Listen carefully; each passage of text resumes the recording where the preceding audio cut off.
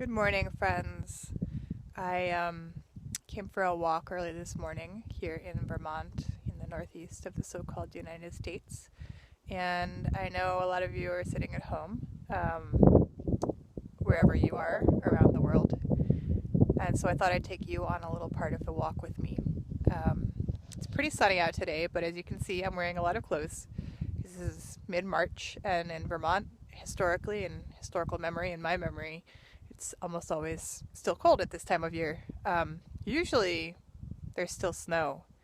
When I was 7, I could jump off the roof of my porch onto a snowbank that was deep enough so that it blocked the bottom part of the porch where you would sit. That's obviously not the case now, this March. But boy, it's still beautiful, and it's still spring. And on the way to spring. Officially spring, technically.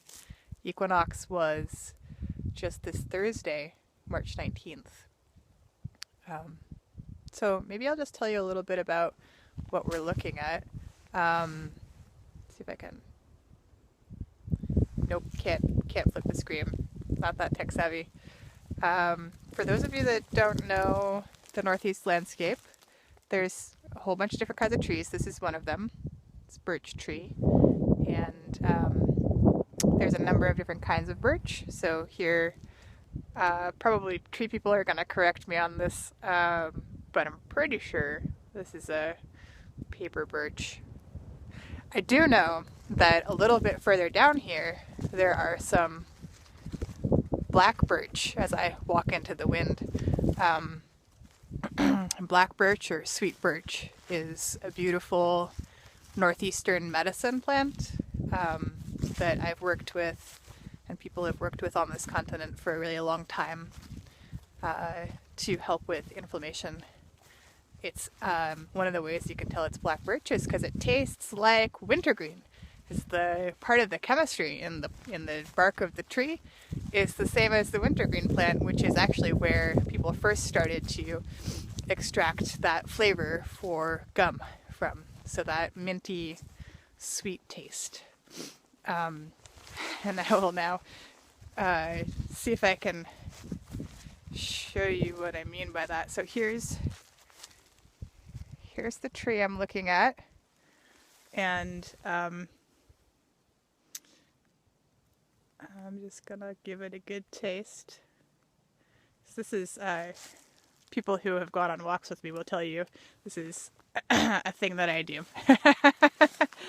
Don't try this at home unless you have someone with you that knows plants pretty well, or you are feeling super confident, because there's stuff out there that is not so happy to just put in your mouth. I am confident about this, so. Oh yeah, there it is. Where's the camera? That minty taste.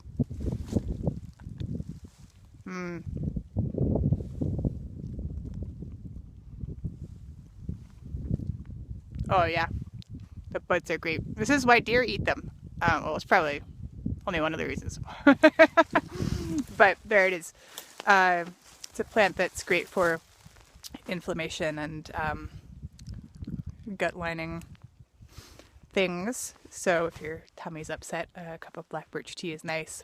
Some folks work with black birch over the long term for things like arthritis to reduce inflammation. Yeah, so that's the black birch story. And I just want to show you the rest of this field here. You can see some of the snow. Snow is right up there on the top of the field. This field is not naturally open like this. This field was, after colonization, it was probably plowed as part of a really large property that was this farm starting in the late 1700s or so here in Vermont. Plowed, and then maybe because plow-based farming is really not that productive on the soil of our state here in Vermont, people started raising livestock.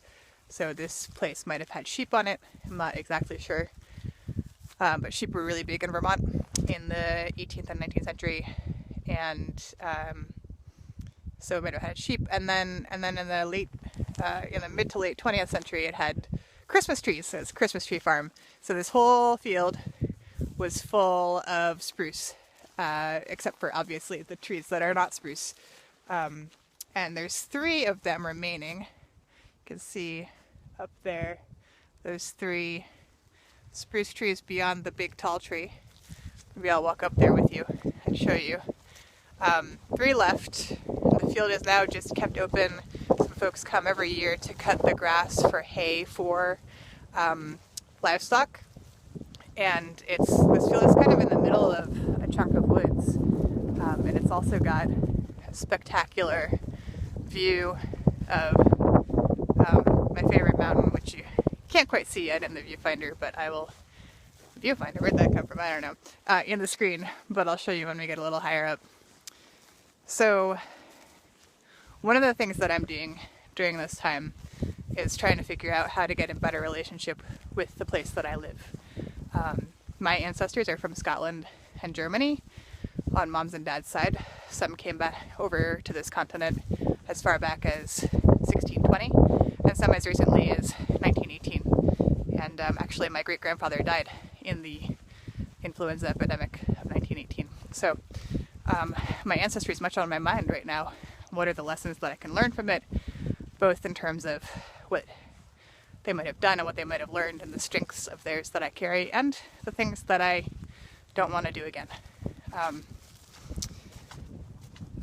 So one of the lessons is about how to be in good relationship with the place that I'm in a non-exploitative relationship, in a relationship that's grounded on listening to the land and listening to the animals and listening to the people that are here, especially the native folks who have been here consistently for thousands of years, and also my neighbors. Really listening deeply to what are the stories and what are the lessons of this time that we live in. We're always living in the middle of history, but sometimes we feel it more acutely than others, and right now, boy, it feels like history is happening. Okay, so here's these spruce trees.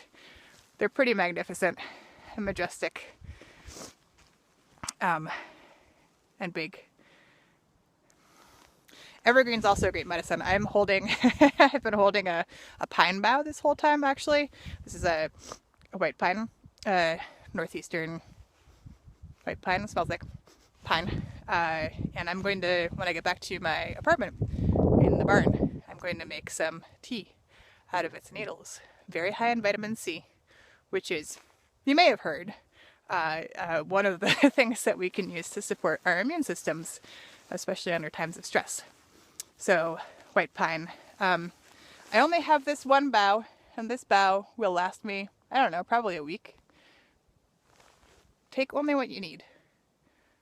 Offer thanks, offer gratitude, offer a song or a prayer or some water or something that is special to you when you go out to make medicine or seek medicine and to be in relationship with the place that you're in. Or if you're not in a place where you can leave your apartment, offer a song or prayer or gratitude. Offer your fear, offer your grief. These are all the realities of the right now, and they're all sacred and important to name. So now we can get a little better view of Mount Ascutney, which is right there.